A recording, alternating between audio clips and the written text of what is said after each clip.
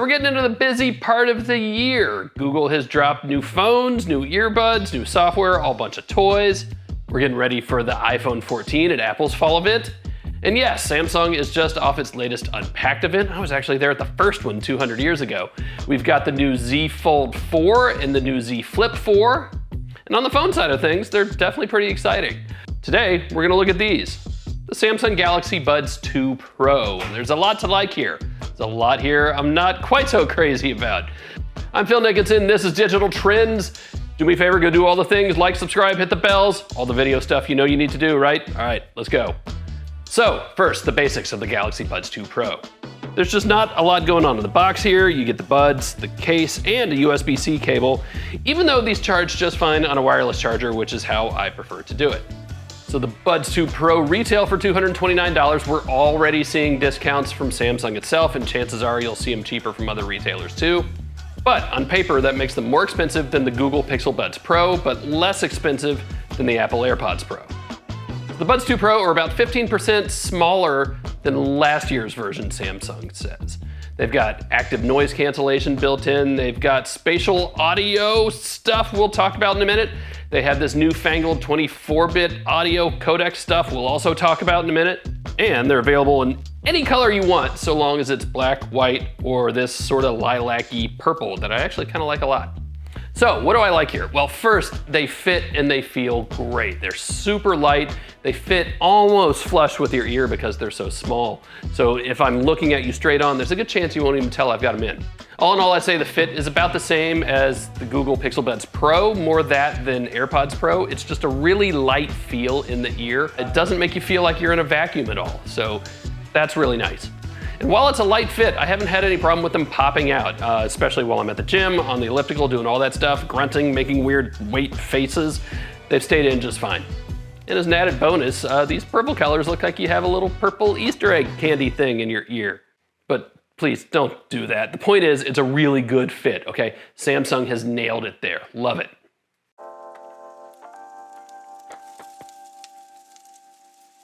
So the next most important thing, how do they sound? Well, when you're doing normal things like listening to music or podcasts or whatever, they sound really good.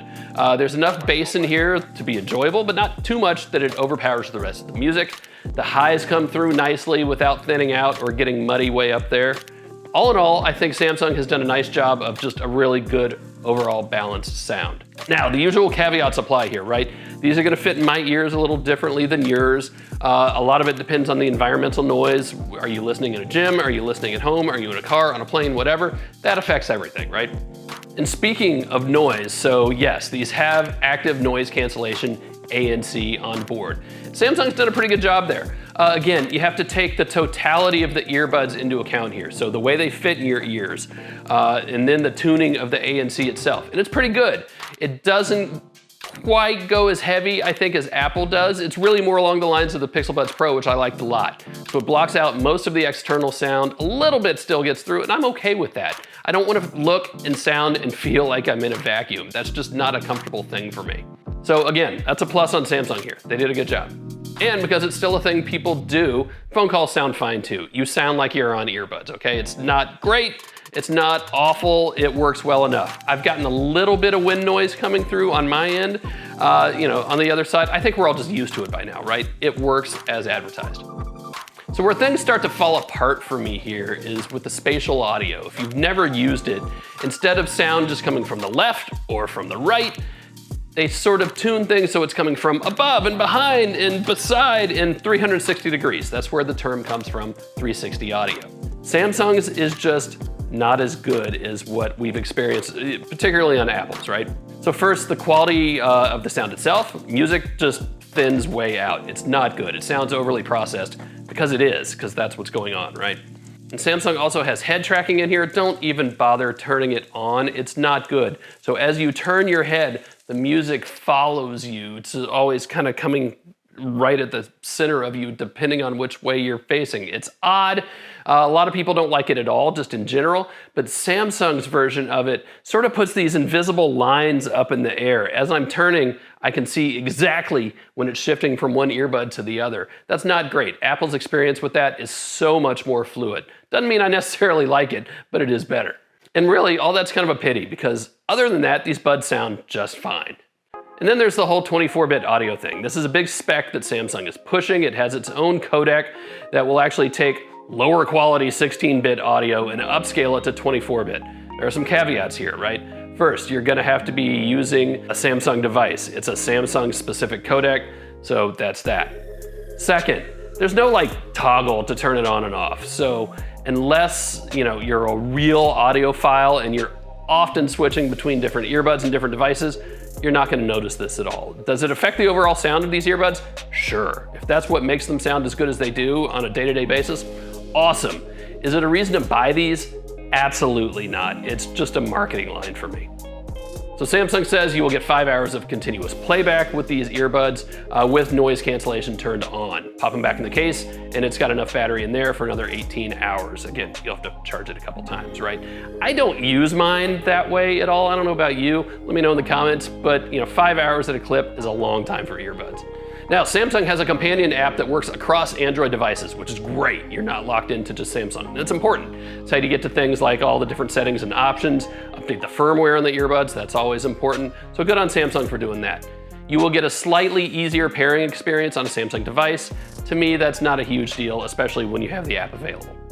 So one of the features you definitely want to check out is voice detect. I like that a lot. So that's one where when it hears you talking, it will turn noise cancellation off, turn transparency on, lower the volume, all that stuff. So you can actually have a conversation with somebody. That's kind of cool, I like that. One thing I do recommend there though is flip the setting to go back to normal ANC mode. Flip that to 5 seconds instead of 10. 10's just a really long time. Now there's also some quick switching that lets you connect them to multiple devices at once and hop back and forth. You're gonna need a Samsung account for that. So if you're not kind of in the Samsung ecosystem, chances are that's not gonna be a big plus for you. There's also a little fit test section and other settings you probably expect to find in earbuds these days. That's pretty normal fare. And then there's my favorite, the neck stretching. There's a neck stretching reminder in here because who doesn't stretch their neck enough every day? I certainly don't. I'm sure you don't either. It's the only neck we got. You gotta take care of it. The point is, if it detects that you've had your head down like this for 10 minutes, it's gonna remind you to stretch your neck. So stretch your neck. There's also a Find My feature that will help you locate your missing buds. There's some accessibility features. That's always great to see. Thanks to Samsung for that. And you have some preset EQ options. I tell you, I've tried them all. I didn't find that any of them really made the music sound any better. In fact, I think they made them worse. So I've just left it on normal the whole time. So that's a lot on some little earbuds. Here's the bottom line for me on the Galaxy Buds 2 Pro. They're pretty good.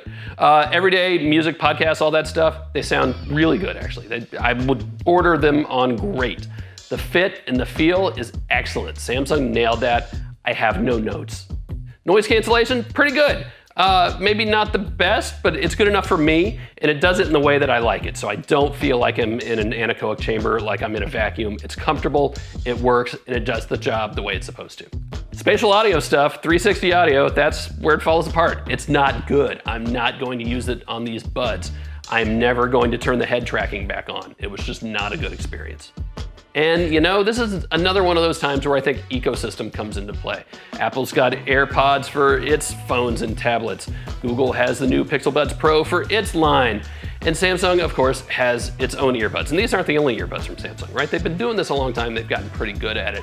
And the point is you're gonna get a fuller experience with these earbuds on a Samsung phone. That's by design and it's not surprising, right? So if you're in the Samsung ecosystem, I would absolutely look at these. If you're on some other Android phone, I'd probably go Pixel. And if you're on iOS, these work just fine with an iPhone, but I'd probably go AirPods. So in a nutshell, look, you can do better than these. You can also do a lot worse, okay? I don't hate them by any stretch of the imagination. And if you're a card-carrying member of the Samsung Knights, and I know you are, I think you're gonna be plenty happy with the Galaxy Buds 2 Pro. That's it for the Galaxy Buds 2 Pro. Be sure to like the video, subscribe to the channel, you know all the stuff. That's it, we'll see you next time.